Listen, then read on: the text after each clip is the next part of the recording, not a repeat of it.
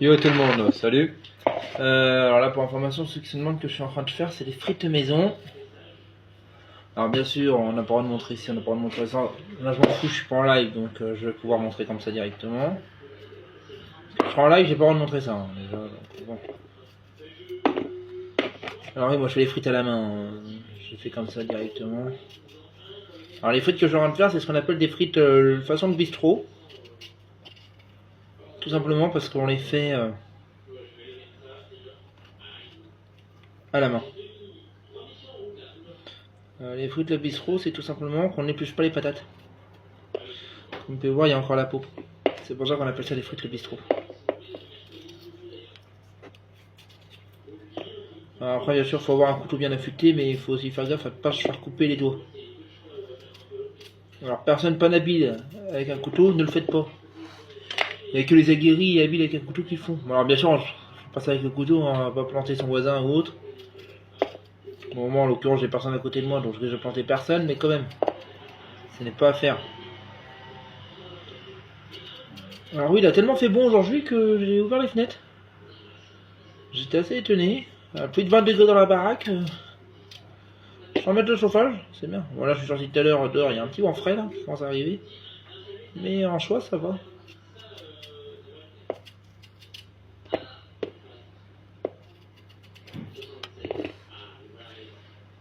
Non, je peux le faire comme ça, mais aussi la technique de la planche à découper. Alors, de préférence, on en prend une propre. Moi, la mienne, en l'occurrence, elle a été lavée tout à l'heure quand j'ai préparé pour le poulet. J'ai fait un poulet, alors j'ai pris 2 culs de poulet, j'ai mis du curry madra avec oignon et ail. Bon, bien sûr, toujours avec un peu d'eau quand tu fais un poulet au four.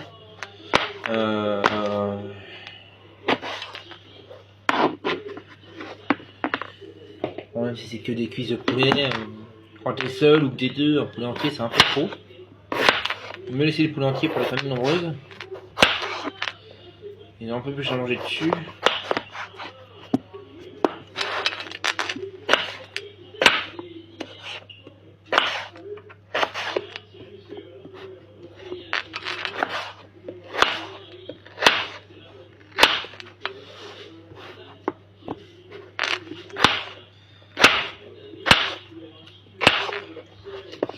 Alors après, c'est vrai que quand on fait des frites façon de bistrot et qu'on les fait maison, ça je vois que c'est maison parce que les tailles sont pas identiques. Hein, aux frites surgelées, le bistrot.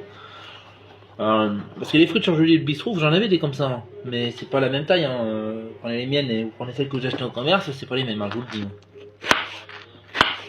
Après, ça reste des patates, hein, mais les patates surgelées, je suis pas fan parce que justement, les professionnels les pré-cuisent et les congèlent. Moi, quand j'ai trop de patates et que pour éviter que ça pourrisse, justement, je les découpe en frites, en patates sautées, en rissolées et je les congèle sans les faire cuire. Je les congèle.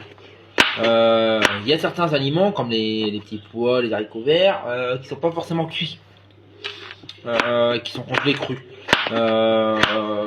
Ceux-là, ils sont bien parce que justement, tu vas avoir le goût du produit frais, du produit nature. Que quand tu prends des patates, elles sont automatiquement déjà cuites. Surtout quand tu prends en surgelé. Et elles sont dégueulasses. Clairement, elles sont dégueulasses. Moi, je suis pas pour les patates surgelées. Je suis pour du fait maison. Et vous me verrez rarement manger des plats tout prêts. Les seules fois où je vais en manger, c'est vraiment quand j'ai la flemme de faire à bouffer, mais c'est hyper rare.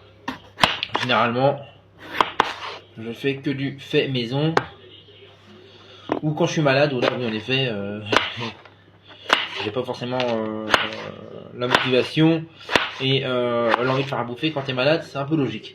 Mais le reste du temps, je fais du fait maison. J'ai encore fait la vaisselle, là je suis en train de vaisselle. Là je suis en train de dégueulasser de la vaisselle que j'ai lavée pour la laver après. Après, quand tu cuisines, t'es censé savoir faire la vaisselle aussi, hein, parce que c'est un minimum.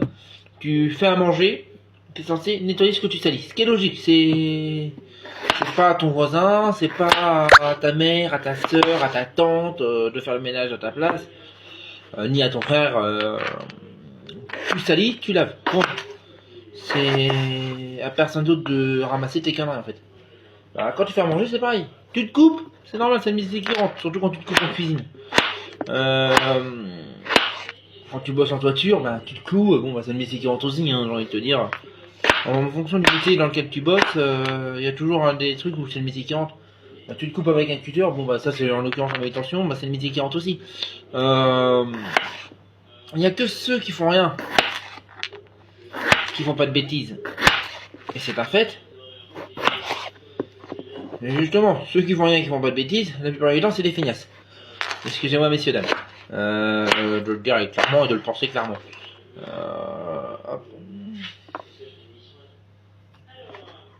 Là, je continue de mes patates, je les découpe encore. Là, j'ai fait des cornichons maison au vinaigre.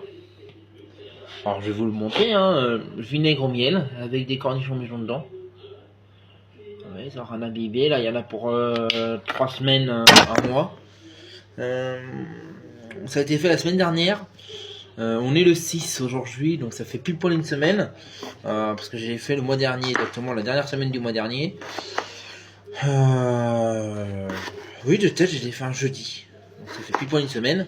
Donc du coup, ça va aller tranquille. Là, avec toutes les patates que j'ai épluchées, ça me fait un saladier comme ça. Chez Bejoin, j'ai des patates douces que j'ai congelées parce que j'en ai acheté pendant les offres là où elles étaient vraiment pas chères à même pas 2 € le kilo. Personnellement, les patates douces, j'adore ça, elles ont un goût sucré en bouche. Après, vous avez les patates violettes aussi qui sont pas mauvaises. Elles ont un petit goût de noisette en bouche. Mais bon, moi généralement, je mange des patates avec la peau parce que je trouve ça meilleur, tout simplement. Il y avait une dame qui faisait des cours de cuisine que j'aimais bien. Alors bien sûr, beaucoup d'entre vous, normalement, la connaissent. Elle nous a quittés là dernièrement. Alors attendez que je vous dis pas de conneries, que je réfléchis 2 secondes, que je vous dis pas de conneries. C'est Maïté. Maïté, elle faisait de la bonne cuisine. Alors oui, elle faisait pas forcément de la cuisine gastro, mais elle faisait de la bonne cuisine et de la vraie cuisine. Les gastros, je dis pas qu'ils font de la merde. Attention, allez pas me faire dire non plus ce que j'ai pas dit. Maïté faisait de la vraie cuisine, mais à sa façon. La cuisine de grand-mère. La cuisine de grand-mère est toujours meilleure que les autres cuisines, et ça c'est un fait. T'as des grands restaurants qui font justement de la cuisine de grand-mère. Et c'est vers ceux-là qu'il faut se tourner.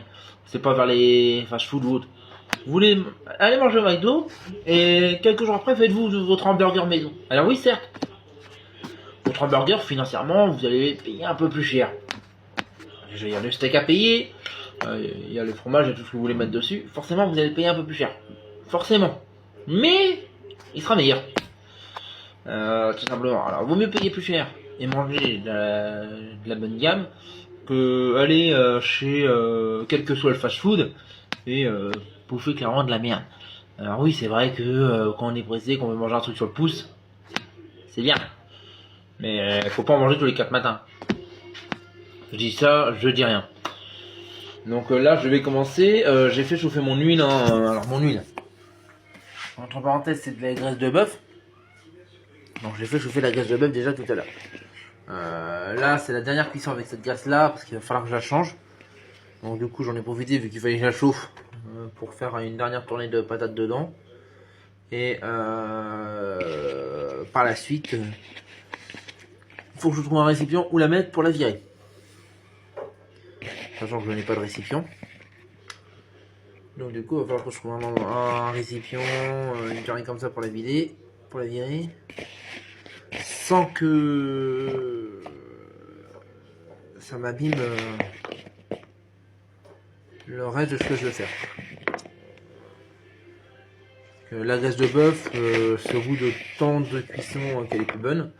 Moi généralement une graisse de bœuf me dure 1 mois à 6 mois, en moyenne de 3 mois, maximum 6 mois. En fait ça va dépendre de mes envies de friture. Ça soit aussi bien des frites, que des grostis, que des beignets au calamar, que des beignets tout simplement. Tout va dépendre de mon envie de friture. Alors oui, des fois je vais passer un